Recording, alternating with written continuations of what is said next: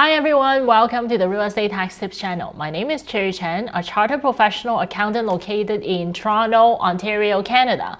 And I'm on a mission to become the Google Map for hardworking Canadians seeking financial freedom. And today's topic is a very exciting and very annoying topic at the same time. This is something called Underused Housing Tax Act. And I can't tell you the number of clients that we've spoken to that ignore my emails about filing this underused housing tax form. They mentioned that, well, I already filed my vacant home tax. I don't have a property in the city of Toronto or city of Ottawa. I don't have a property in Vancouver. I don't have a property in the province of British Columbia, and therefore I don't have this filing obligation. We also have clients who tell us, hey, Cherry, my houses are not underused. I have them all fully rented, and therefore this whole tax do not apply to me. Well, wrong, all wrong. It really goes back to whether you are excluded owners or not. So today I'm going to dive deeper into whether you are required to file this Underused Housing Tax Act, and which, by the way, is being updated by the minute. The last update on their website is February 8th. And the filing deadline is April 30th. They just released the form middle of January for filing. So it is all very last minute, and it rocks the entire accounting world. Now, but before I dive deeper into who has the responsibility to file and who has the responsibility to pay taxes, I want to remind everybody to give us a thumbs up if you like our video, or hit the subscribe button below. With that, let's get started. Underused Housing Tax Act, the whole premise of the whole legislation, which by the way is imposed by the Canadian federal government, is applicable all across Canada.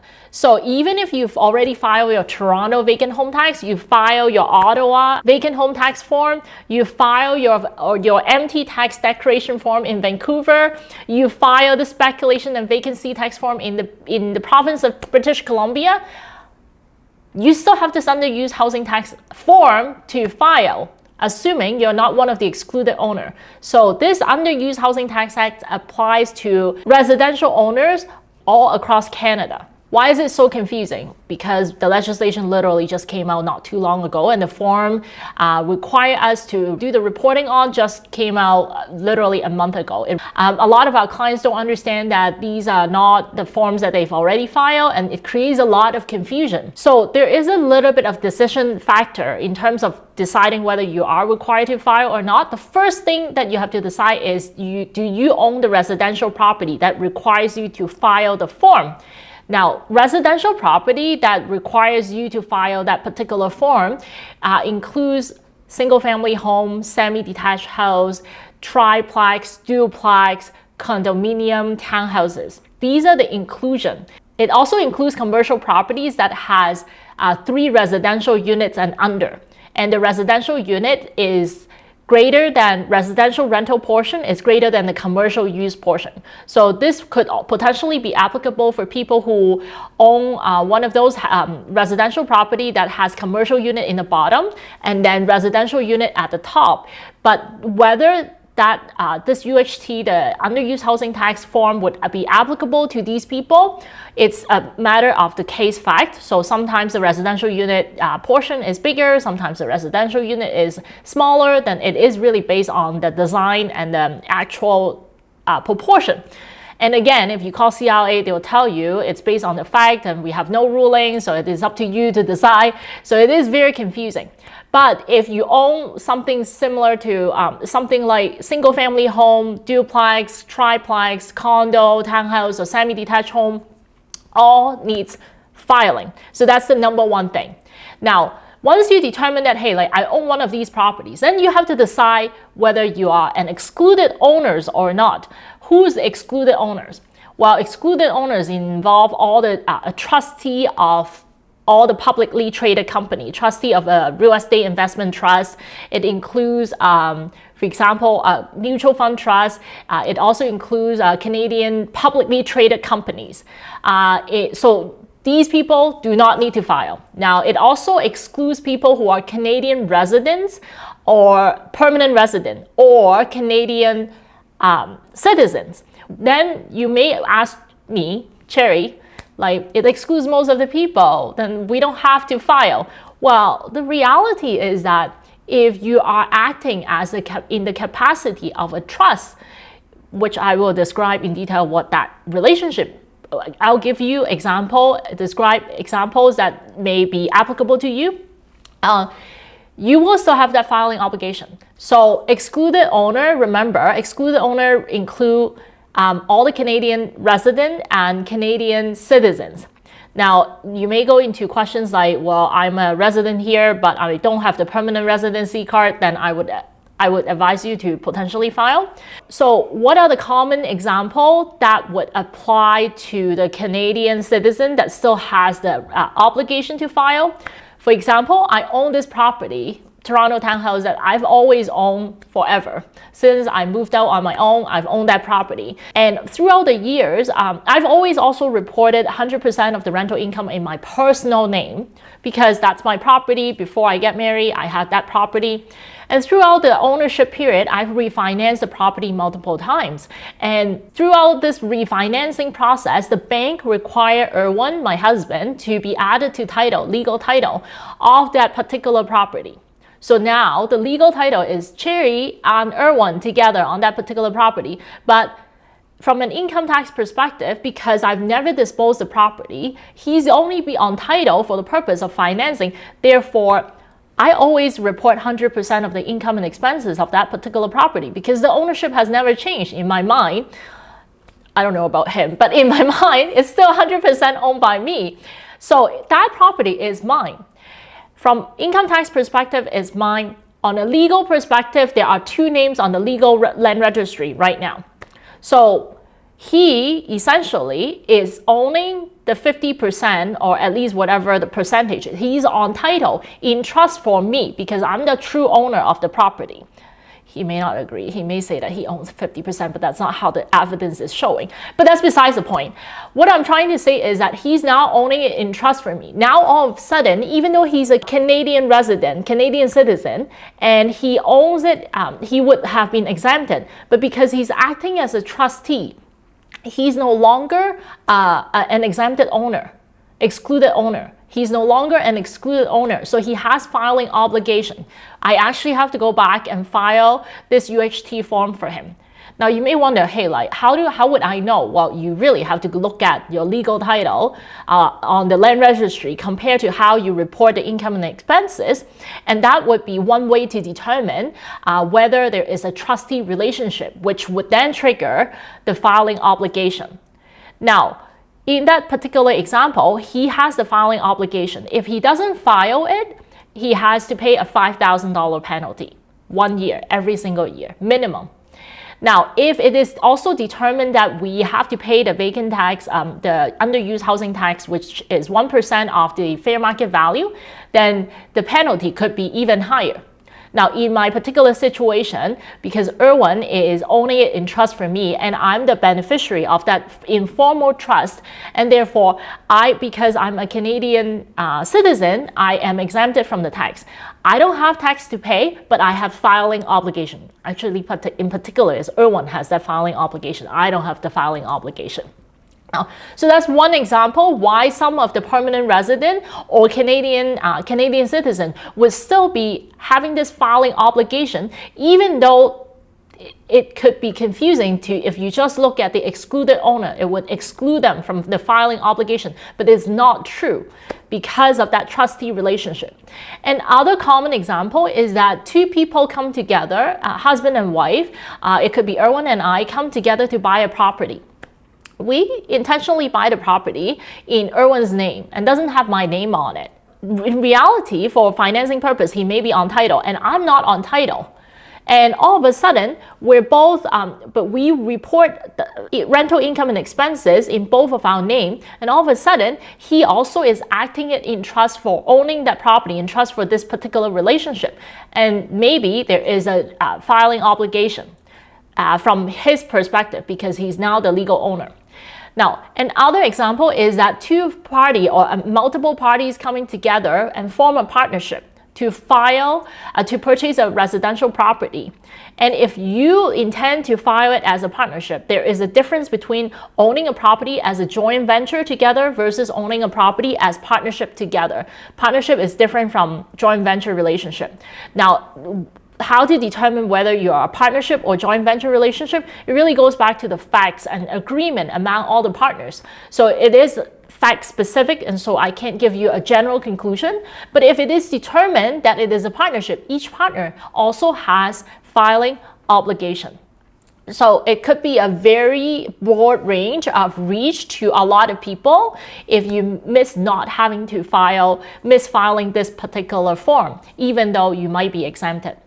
Now if you are not part of the excluded owner, just like Erwin with my own residential townhouse, he's not an excluded owner, he has a filing obligation. Now what?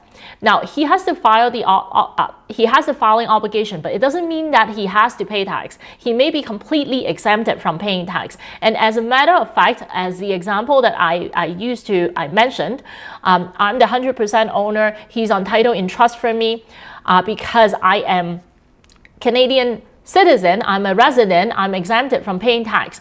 I just need to fill out the form, submit it by April 30th of this year. Then I would be able to get exempted and there is no penalty of non-filing.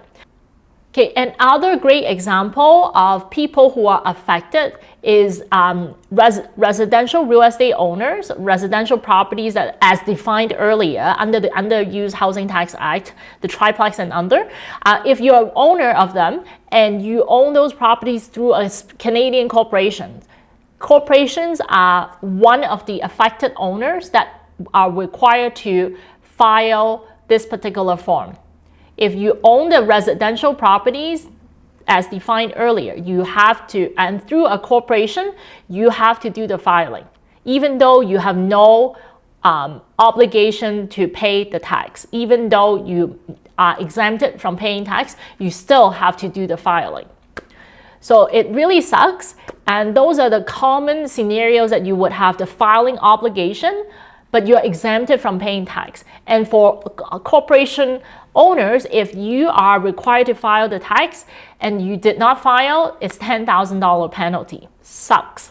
Now that we cover who are the most common scenarios, at least those are the common scenarios that apply, that are applicable to my own clientele, I'm going to go through the exemption, the potential exemption. Who are exempted from paying the tax if you decided that you made a conclusion that you have the filing obligation. To decide whether you are exempted from the tax is based on the type of owner you are. If you're a Canadian resident or a Canadian citizen that are beneficiaries of a trust and the entire trust are all Canadian Canadian citizens, then you are exempted from, it's an exempted trust and therefore you don't have to pay the tax. It also goes back to who owns the corporation. So if you own the corporation, you are a Canadian citizen, and you own 100% of this Canadian corporation, it's called specified Canadian corporation, you don't have to pay tax. You're exempted from paying tax even though you have the filing obligation. Another example is a specified Canadian partnership. Another example is that if you are a new owner of the calendar year or a deceased owner or co-owner or personal representative of a deceased owner, then you are exempted, but you still have the filing obligation. Now, you could also be exempted based on the availability of the residential property. If the property is newly constructed or not suitable to live year-round or uninhabitable for a certain number of days because of renovation or disaster, you have to provide some sort of evidence to back up your choice though, but you could also be exempted from paying the taxes. I could say that a lot of our clients are really falling under the type of owner scenario. They are all specified Canadian owner or specified Canadian corporation owner or specified Canadian trust. So that would be majority of our clientele. Exemption based on location and the use of the residential property. If the property is vacation property in an eligible area of Canada and used by you for at least 28 days in the calendar, then you will be exempted, maybe exempted.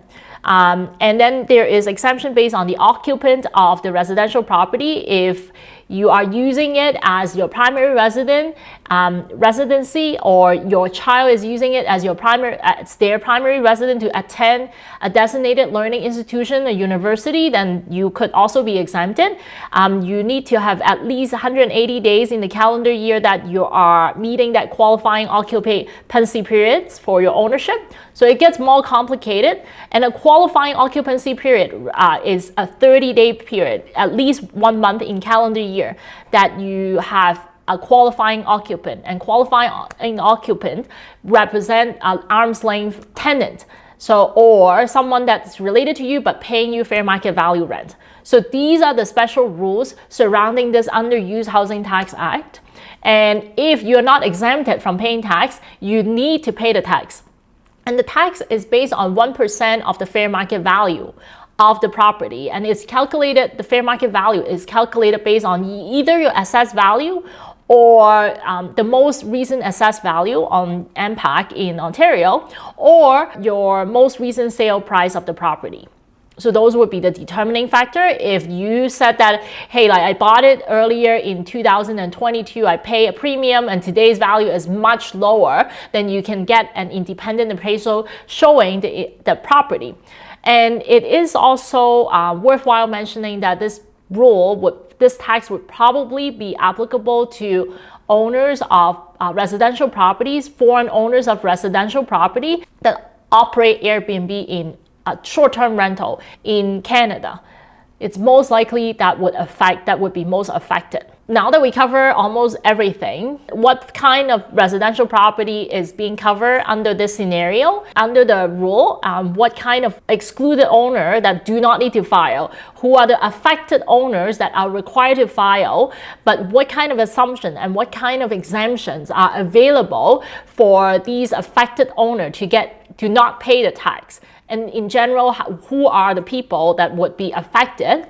Now let's talk about the filing deadline. The filing deadline is April 30th. And this is only applicable for ownership of properties as of December 31st, 2022. If you don't own that property as at that day, any property, you sold it all in 2022, you don't own any, then this would not apply to you. It's as at December 31st, 2022. And the filing deadline is April 30th, 2023.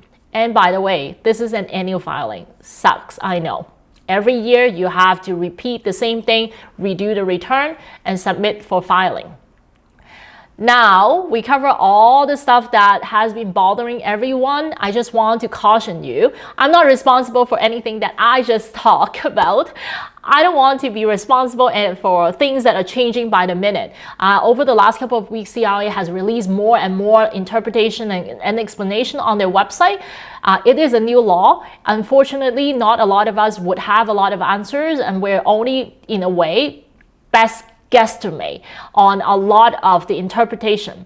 If you have questions, make sure you consult with an accountant that actually read all these rules as well and able to provide the best guesstimate available. If you like this video, I know you don't like the message, but if you like me explaining this video, make sure you give us a thumbs up and hit the subscribe button below to stay on top of the latest tax tip. Until next time, happy Canadian investing!